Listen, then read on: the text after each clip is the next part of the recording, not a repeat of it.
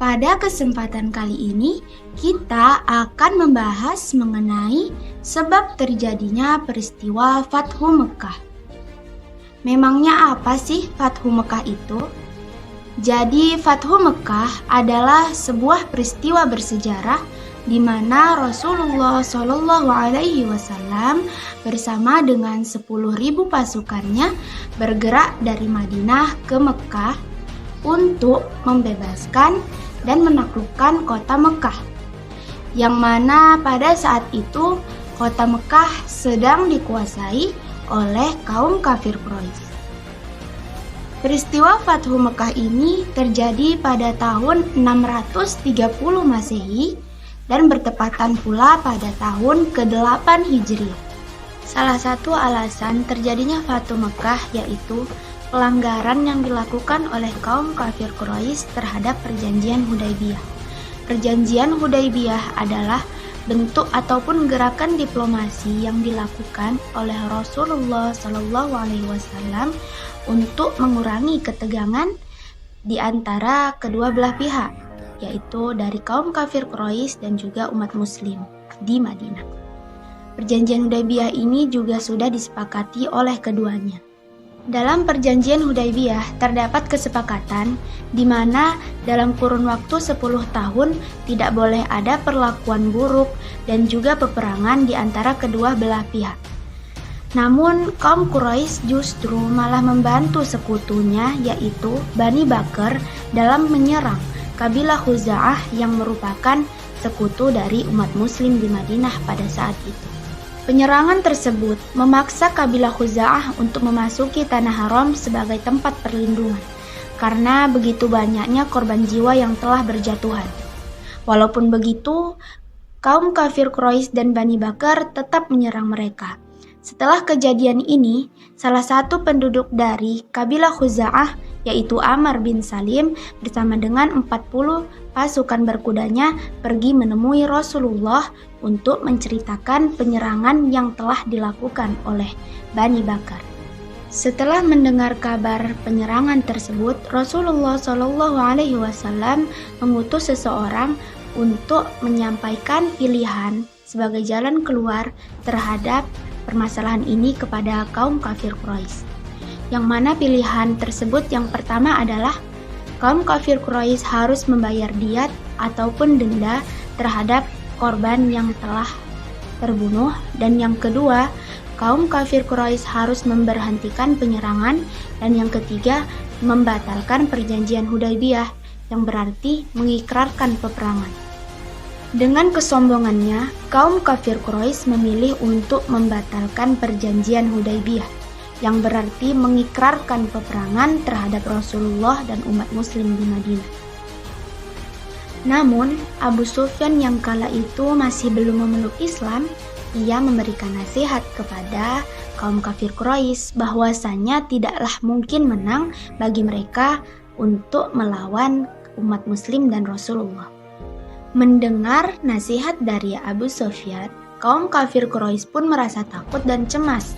Jadi, mereka memilih untuk bernegosiasi kembali kepada Rasulullah dan mengirimkan Abu Sufyan yang merupakan mertua Rasulullah untuk berbicara kepada Rasulullah.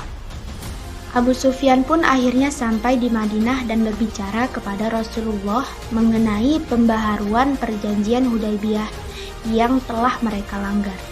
Namun Rasulullah tidak memberikan jawaban apapun, begitu pula dengan para sahabat lainnya. Setelah banyak peristiwa yang dilalui oleh Abu Sufyan, akhirnya ia memilih untuk memeluk Islam. Rasulullah pun mengutus Abu Sufyan untuk kembali ke Mekah dan menyampaikan pesannya bahwasanya Rasulullah akan datang bersama 10.000 pasukannya dan menaklukkan kota Mekah. Rasulullah berkata, barang siapa yang masuk ke dalam rumah Abu Sufyan, maka ia akan selamat. Barang siapa yang menutup pintu-pintu rumahnya, maka ia akan selamat. Dan barang siapa yang masuk ke Masjidil Haram, maka ia pun akan selamat. Kaum kafir Quraisy pun merasa takut akhirnya mereka menutup pintu-pintu rumahnya serta memasuki Masjidil Haram. Setelah Rasulullah sampai di Mekah bersama dengan 10.000 pasukannya, tidak ada satupun penyerangan bagi umat muslim dan Rasulullah kala itu. Sehingga lebih mudah bagi Rasulullah dan seluruh pasukannya untuk menghancurkan berhala-berhala yang ada di sekitaran Ka'bah dan juga Mekah.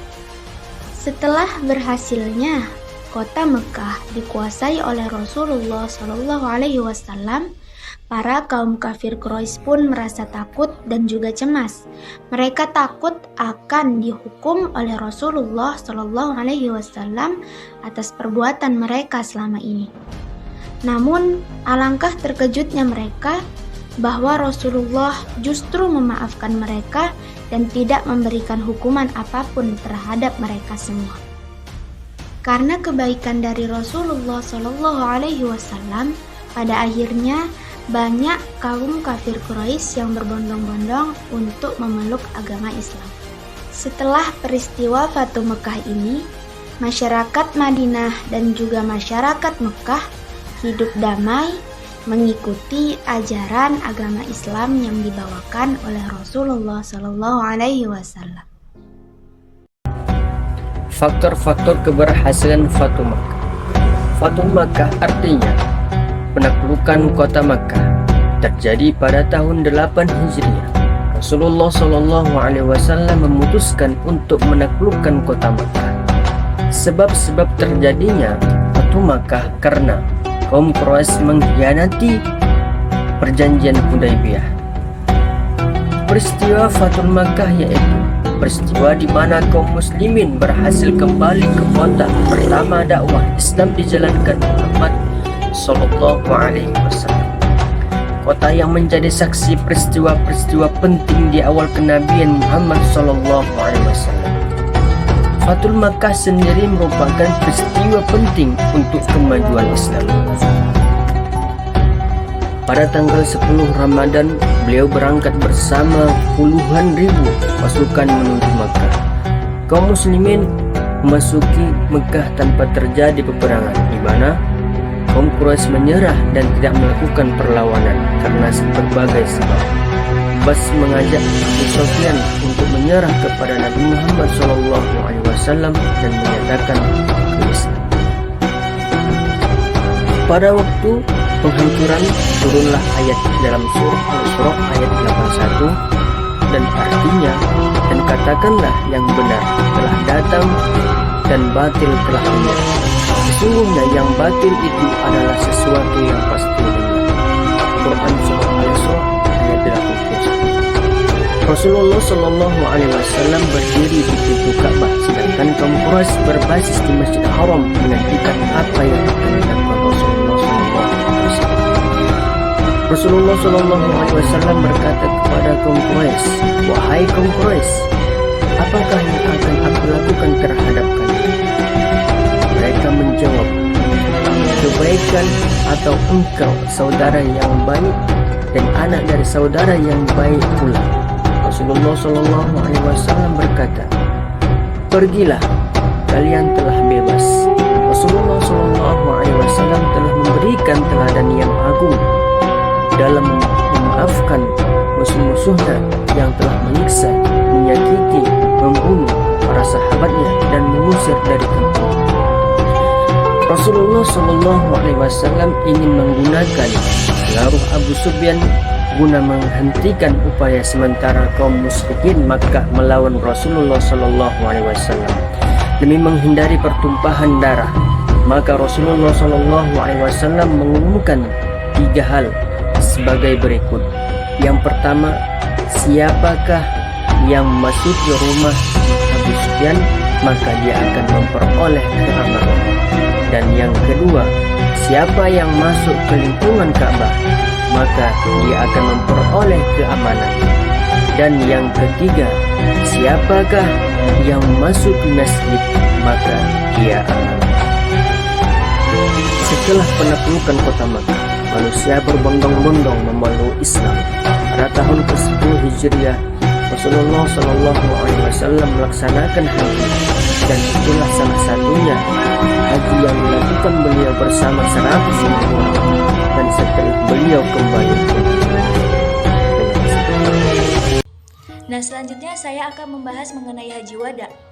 Penaklukan kota Mekah memberikan pengaruh besar terhadap kedudukan Islam, mendorong bangsa untuk menentukan sikap dan kepasrahan mereka terhadap Islam, yang mana ditandai dengan banyaknya manusia yang masuk Islam secara berbondong-bondong, yaitu terlihat pada saat peristiwa Haji Wada.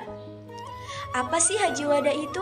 Nah, jadi Haji Wada itu merupakan haji perpisahan yang dijalankan oleh Nabi Muhammad SAW.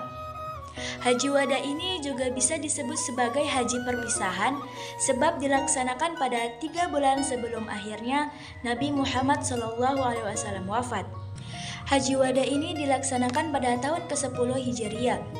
Nabi Muhammad SAW menjalankan Haji Wada dan menyeru kepada semua orang untuk ikut bergabung dengannya agar mereka mengetahui bagaimana cara melaksanakan Haji Wada yang baik sesuai dengan petunjuknya. Akhirnya, beliau pun berangkat dari Madinah setelah melaksanakan sholat zuhur. Keberangkatan beliau diikuti oleh 90.000 hingga 114.000 jamaah. Nabi beserta rombongan berangkat ke Tanah Suci dengan penuh kegembiraan serta keikhlasan hati. Ketika sampai di Dzulhulaifah, tepatnya sebelum asar, Nabi SAW dan juga seluruh kaum muslimin berhenti dan bermalam selama 1 hari di sana. Kemudian pada esok harinya, Nabi Muhammad SAW mengenakan pakaian ihram dan juga diikuti oleh kaum muslimin yang lainnya. Akhirnya selama 8 hari di perjalanan, mereka tiba di Tanah Suci Mekah.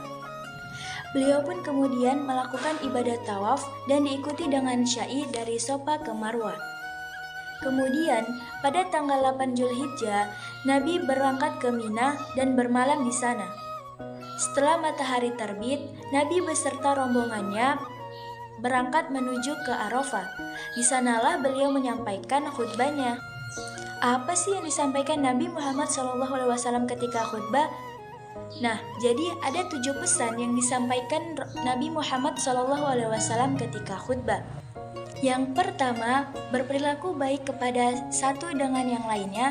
Yang kedua, mengerjakan perintah Allah Subhanahu wa Ta'ala dan meninggalkan yang dilarangnya. Yang ketiga, memegang amanah dengan tanggung jawab. Yang keempat, melarang adanya perbuatan riba. Yang kelima, menciptakan perdamaian tanpa adanya balas dendam. Yang keenam, menciptakan persamaan derajat.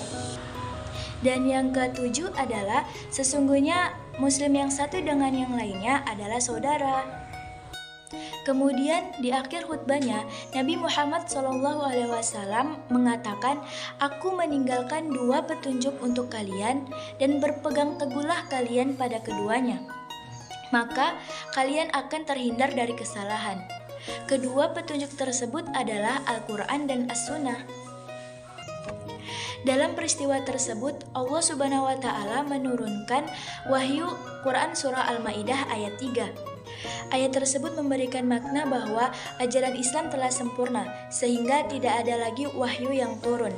Ayat ini juga menunjukkan sebagai wahyu Allah yang terakhir, sehingga peristiwa ini banyak mengguncang para sahabat dan membuat air mata berlinang seolah-olah Nabi akan meninggalkan mereka. Sepulang dari Haji Wada, kesehatan Nabi Muhammad SAW pun berangsur-angsur menurun, tepatnya di akhir bulan Syafar tahun 11 Hijriah. Meskipun demikian, beliau tetap melaksanakan tugas dan kewajiban sehari-hari seperti biasa, dan beliau pun ikut sholat berjamaah di masjid. Demikianlah kisah Haji Wada, haji perpisahan Nabi dengan umatnya. Peristiwa ini menjadi momen di mana Nabi Muhammad SAW bertemu dengan umatnya untuk yang terakhir kalinya. 3 bulan setelah peristiwa tersebut, Nabi Muhammad SAW wafat. Ini saya akan menjelaskan tentang hikmah-hikmah dari peristiwa Fathu Mekah dan juga tentang Haji Wada. Sebelum ini, teman-teman saya juga telah menjelaskan tentang apa itu peristiwa Fathu Mekah dan juga Apa itu Haji Wada? Nah, dari pelajaran Nabi Muhammad SAW pada saat peristiwa Fathu Mekah dan juga Haji Wada, banyak sekali pembelajaran yang dapat kita ambil hikmahnya. Nabi Muhammad SAW sendiri juga telah memberikan beberapa contoh langsung pada umat muslim, bagaimana seharusnya sikap umat muslim terhadap sesama manusia. Nah, ada beberapa contoh dari hikmah-hikmah terjadinya Fathu Mekah dan juga tentang Haji Wada, yaitu seperti jadilah pemaaf, sebagaimana dicontohkan oleh Rasulullah dalam memaafkan kaum Quraisy dalam peristiwa Fathu Mekah.